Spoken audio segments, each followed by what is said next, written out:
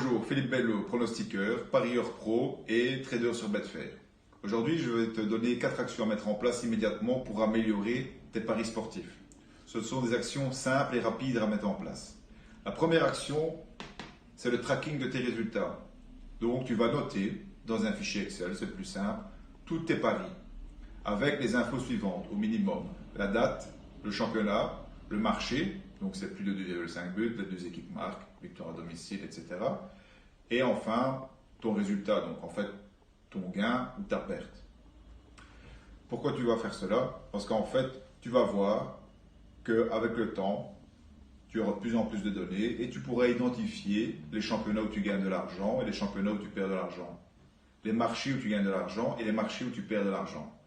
Et tu vas te focaliser là où tu gagnes de l'argent, parce que le but c'est de gagner de l'argent. Donc si tu vois que tu gagnes de l'argent en Serie A italienne et que tu en perds en Ligue 2 française, tu vas te focaliser sur la Serie A italienne. Idem avec les marchés. Donc tu te spécialises là où tu gagnes de l'argent. Tu élimines là où tu perds de l'argent. Deuxième action à mettre en place, le bookmaker. Il est important de s'inscrire chez un bookmaker.com, tel Pinacle, Bet365, SBOBet, Betfair, 18bet.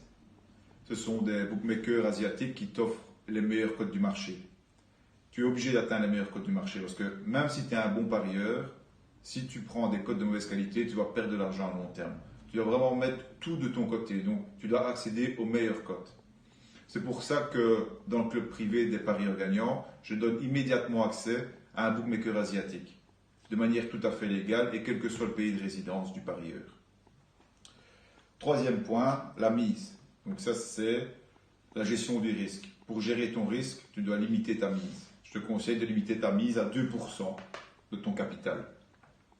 Pourquoi tu vas limiter à 2%? Parce que tu risques, enfin pas tu risques, tu auras à un moment donné ou un autre 6-7 paris perdants. C'est pas parce que tu es mauvais, c'est dû à la variabilité des résultats des matchs de foot. Donc, tu dois te protéger contre ces séries perdantes. Si tu perds 6-7 paris d'affilée en ne misant que 2%, ben tu vas protéger ton capital. Si tu mises trop, le risque, c'est que tu perds tout ton argent. Donc ça, c'est vraiment fondamental parce que tu ne respectes pas cette règle, tu vas à un moment donné ou à un autre brûler tout ton capital.